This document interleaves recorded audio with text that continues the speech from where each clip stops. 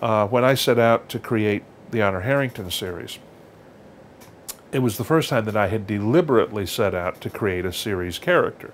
Before I just sort of, yeah, hey look, it needs a sequel. But in Honor's case, I knew it was going to be a series.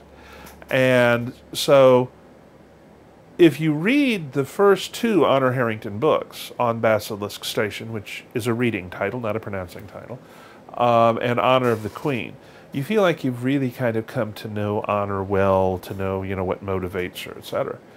But then you read The Short Victorious War, and you discover that there is a whole side of her, that there is something that she is so scared of that she won't even face it herself. And I did that deliberately, because you don't get to know someone completely in your first meeting with them. And I knew that the character, if this worked, was going to grow and change in the course of the novels. But I also knew that until I reached the point where it would be logical for the character to be growing and changing, that I wanted to reveal aspects of the character, not all at once, but gradually, the way you actually learn about someone who you've met, and in a way which would, in a sense, substitute revelation of an existing character for development of a character. Because the character was developing for the reader, even though nothing had changed at all from the way that I had originally visualized her. And of course, Lord, over the course of, 11 mainstream novels, 2 side stream novels, and 4 or 5 anthologies, she's changed a lot. And that's good. I think that one of the major elements in series writing, and that too is something I like to read, so therefore something I like to write, but one of the major elements is that there has to be ongoing growth and change, not just in the character, but in the character's surroundings and that kind of thing. It's kind of like one of the problems I always had with Star Trek novels. You couldn't do anything in a Star Trek novel that changed any of the core characters at all. The core characters at the end of the book had to be who they were at the beginning of the book. Okay? Well, I'm sorry, I'm not interested in writing a book where the protagonists don't get to change as a result of their experiences in the book. So, I'm wandering afield again. Yes, you had another question?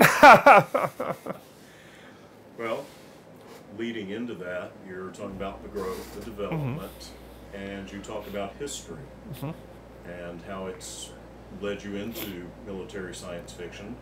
Obviously, you don't subscribe to the belief that you have to have served to write military science fiction.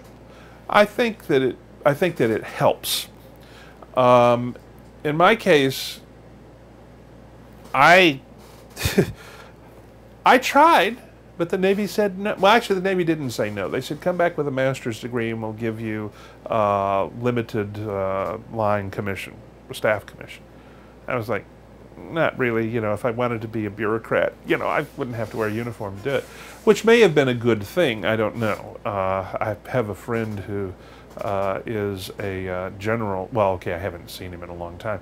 So, general in reserve. Who at that time he was on the faculty at Appalachian State when I was up there doing my graduate work, and he taught at Leavenworth, every summer.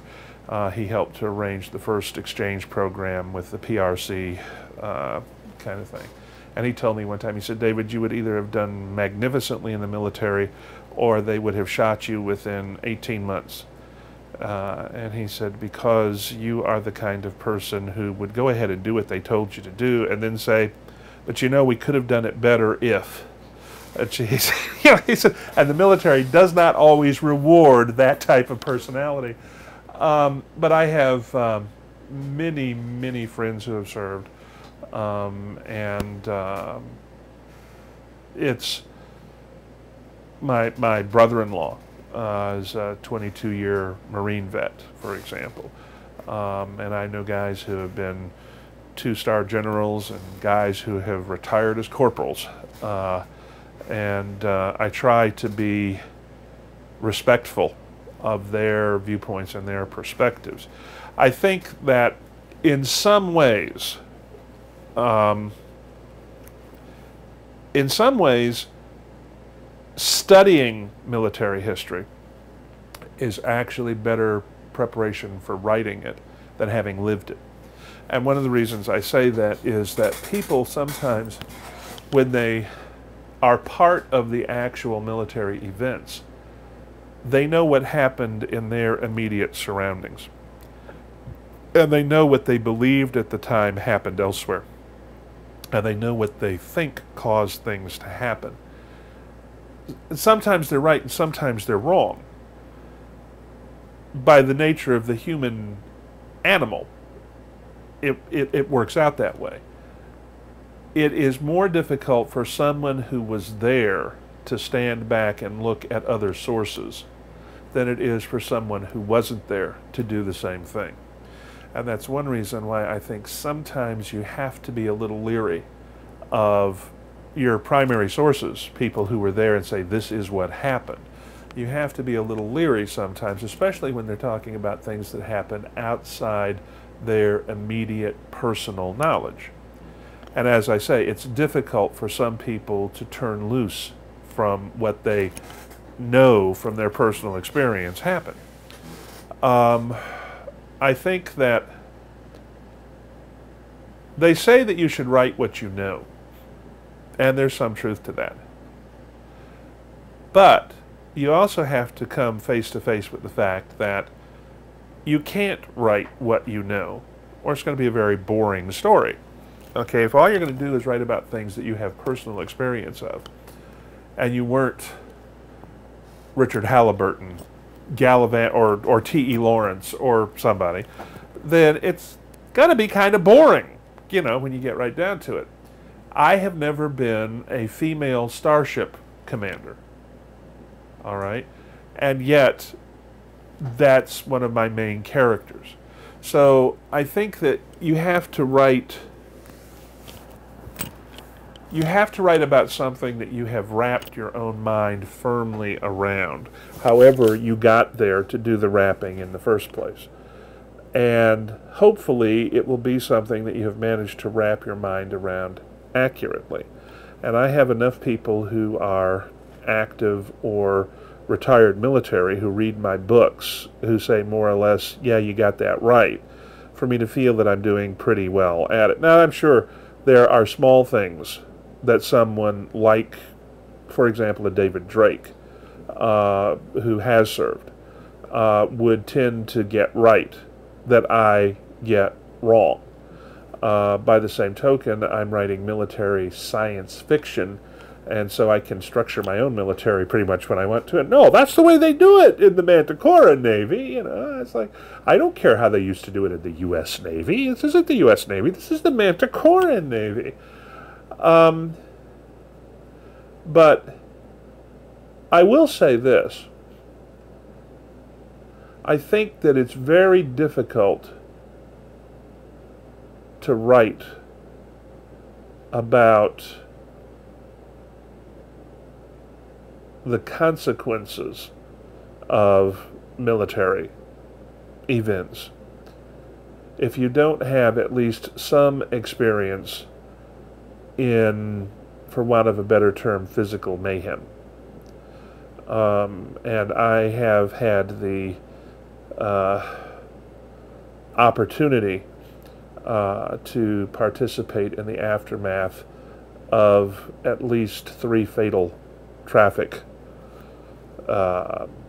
events, and that sudden snapping off of a life, and the blood and the suffering involved. It doesn't matter whether a casualty is inflicted by a fast-moving splinter of steel or by a piece of windshield, if it's the same casualty.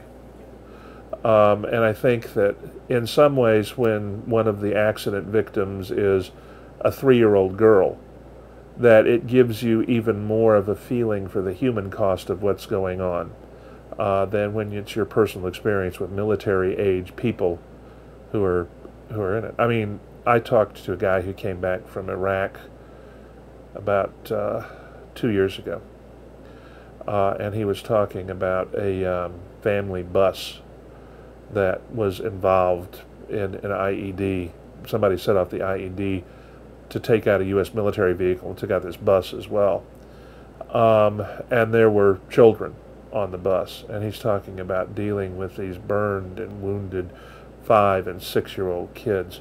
And this is a big, tough, like E7, you know, and he's like, you can hardly hear his voice, you know, kind of thing. So I try to at least talk to people who have been there, done that, and to be respectful of their feelings and their reactions. And I do think that despite our reputation as a violent culture, Americans actually are incredibly well insulated from the realities of violence compared to a much larger percentage of the human race. And I think, therefore, that it behooves someone who is going to write military fiction to be aware of that and to not sanitize it, to not create a situation in which only bad guys get killed or where people die instantly and painlessly. And above all, where the characters aren't affected by what happens around them and what they have to do. I think that when you write military fiction where those things don't happen, that what you're really writing is splatter porn.